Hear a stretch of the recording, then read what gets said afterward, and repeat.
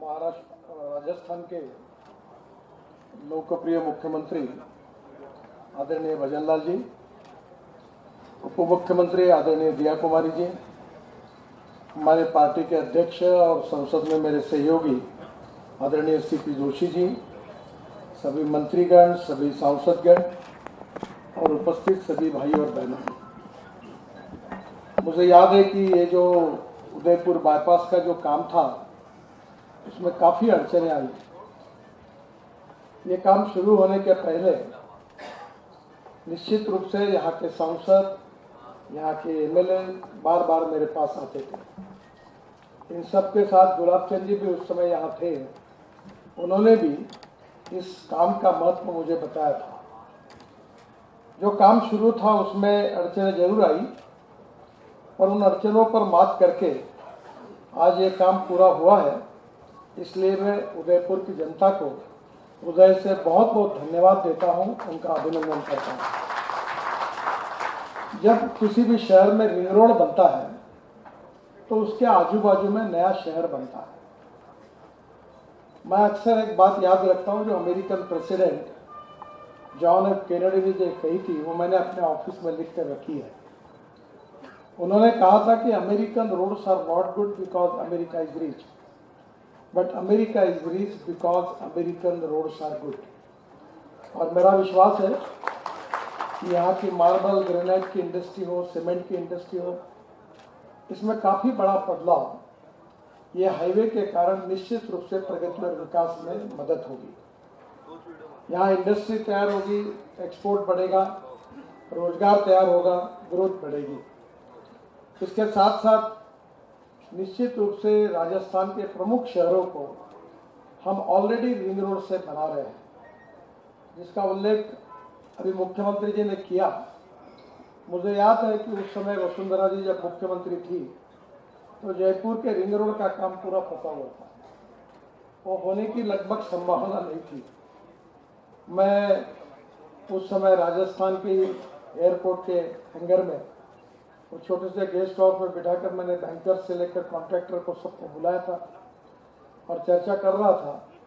तो राजस्थान के जो अधिकारी थे वो कहते थे सब ये असंभव है। तो वसुंधरा जी ने मुझे कहा कि ये सब लोग कह रही है होगा नहीं। तो मैंने बोला होगा कि नहीं होगा आपको क्या लेना देना है, मैं जब बोल रहा हूँ ये काम होगा तो मैं कर लूँगा। और मैंने निर्णय, वो काम बहुत अड़चन का था, उसके प्रॉब्लम निपटे और वो हुआ। और आज मुझे खुशी हो रही है, उसको भी हमने मंजूरी दे दी है और वो भी काम हो जाएगा। जोधपुर में भी रिंग रोड जो था उसका भी काम लगभग पूरा होने के कगार पर है। जो आरओबी और आरओबी बन रहे हैं उसमें बड़े प्रमाण पर सेतु भारतम में हमने राजस्थान में काफ़ी बड़े प्रमाण पर इसको भी मंजूरी दी है। और मुझे विश्वास है कि राजस्थान की प्रगति, समृद्ध और संपन्नता, इसका संबंध टूरिज्म से है, पर्यटन क्षेत्र से है। और टूरिज्म ऐसा सेक्टर है जिसमें 49% कैपिटल इन्वेस्टमेंट रोजगार निर्माण के लिए खर्चा होती है। जैसे उदयपुर में बड़े बड़े मैरिज डेस्टिनी की जगह है, तो लोग आते हैं तो हवाई जहाज से आते हैं तो नेचुरली या होटल में रहते हैं, तो सब जगह का जो उत्पादन बढ़ता है, रोजगार के अवसर प्राप्त होते हैं, उसी से ग्रोथ होती है। हमारे देश में एग्रीकल्चर ग्रोथ रेट केवल 12 से 13% है और हमारे देश की पॉपुलेशन जो है, जो एग्रीकल्चर पे डिपेंड करती है, वो करीब 65% से ज़्यादा है। मैं आदरणीय मुख्यमंत्री जी से अनुरोध करूंगा कि अब जब रोड अच्छे बन रहे हैं वैसा हमको फ्यूल भी बदलना है। प्रदूषण को निर्माण करने वाला fossil fuel, petrol, diesel, gas, इससे बदलकर अब हमको जैविक ईंधन, बायोफ्यूल और अल्टरनेटिव फ्यूल में जाने की आवश्यकता है। मैं अनुरोध करूंगा कि रोड अच्छे बनने के बाद निश्चित रूप से स्पीड बढ़ेगी, समय कम होगा। और स्वाभाविक रूप से हमारे देश में हमारी लॉजिस्टिक कॉस्ट 16% है, जो चाइना में 8 से 10% आती है और यूरोप और अमेरिका में 12% है।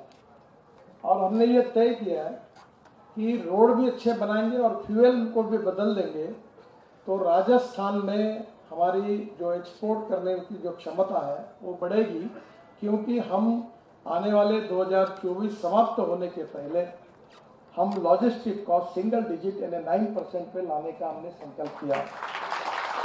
ये जो 6-7% की बचत होगी, इससे एक्सपोर्ट में हम और कॉम्पिटिटिव बनेंगे। मैं आपको यही कहना चाहूँगा कि दिल्ली से मुंबई जो एक्सप्रेस हाईवे बना है, अब जिसको हम जयपुर तक और नए रोड से जोड़ रहे हैं, उसको हम इलेक्ट्रिक हाईवे बना रहे हैं। मैं अभी चेकोस्लोवाकिया गया था, प्राग में, और वहाँ से मैं स्कोडा फैक्ट्री में गया था। एक जगह पर ऊपर में रेलवे जैसी इलेक्ट्रिक केबल रोड पर लगाकर 3 बसेस को जोड़कर बस चलती है, और ये जो बस चलती है इसको हम लोग जयपुर से दिल्ली ये पहला प्रयोग करने वाले हैं। ये बस एयर कंडीशन होगी, बिजनेस क्लास होगा, हवाई जहाज जैसी सुविधा होगी, सबको नाश्ता और चाय तो मिलेगा ही, पर टिकट रेट डीजल बस की तुलना में 30% कम होगा। तो अब ropeway, cable car, funicular railway 200 proposal पर भी हमारे पास हम काम कर रहे हैं, जिसमें 10 का अभी लगभग कॉन्ट्रैक्ट हुआ है। तो मेरा विश्वास है कि राजस्थान में मैं जब आया था तो मैंने बहुत बार कहा था, मैं जब शिपिंग मंत्री था, वाटर रिसोर्स मंत्री था, तो मैंने पानी पे उतरने वाले हवाई जहाज लाए थे, और मैं खुद मुंबई के समुद्र में उसमें उतरा था। बाद में मोदी जी ने मुझे कहकर वो भी साबरमती के वहाँ से उड़कर सरदार सरोवर तक गए थे, और ये बहुत सक्सेसफुल है। राजस्थान एक झीलों का प्रदेश है, और ये जो हवाई जहाज है ये एयर स्ट्रिप पे भी उतरता है और पानी पे उतरता है। जैसे एयरपोर्ट है वैसे रिवर पोर्ट भी बन सकते हैं, और इसलिए आने वाले समय में राजस्थान के टूरिज्म को बढ़ाने के लिए इसका भी आप जरूर उपयोग करिए, इसका बहुत बड़ा फायदा होगा। मैं वाटर रिसोर्सेज मंत्री था तो काफ़ी राजस्थान के प्रकल्प अटके हुए थे, राज्यों में झगड़ा था, लगभग अनेक प्रकल्प उस समय क्लियर करने का सौभाग्य मुझे मिला। और मुझे याद है कि जो इंदिरा कैनाल है उसके ऊपर हमने 2,500 करोड़ रुपए कॉन्क्रीटिंग के लिए दिए थे, वो करने के बाद राजस्थान के 9 जिलों को पानी मिलने वाला है।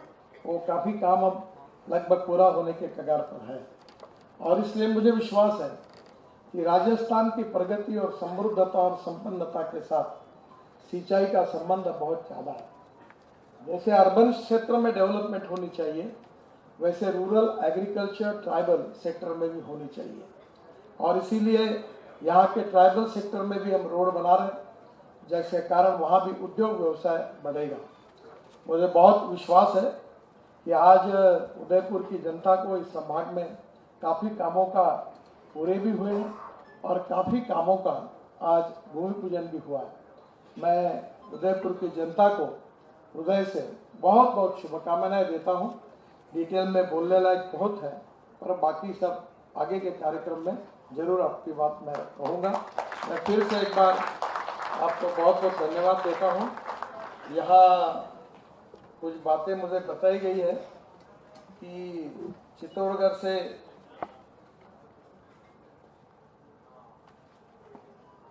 ये उदयपुर चित्तौड़गढ़ खंड पर गनौली में अंडरपास बनाने की कार्रवाई करने के बारे में मैंने आदेश दे दिए है।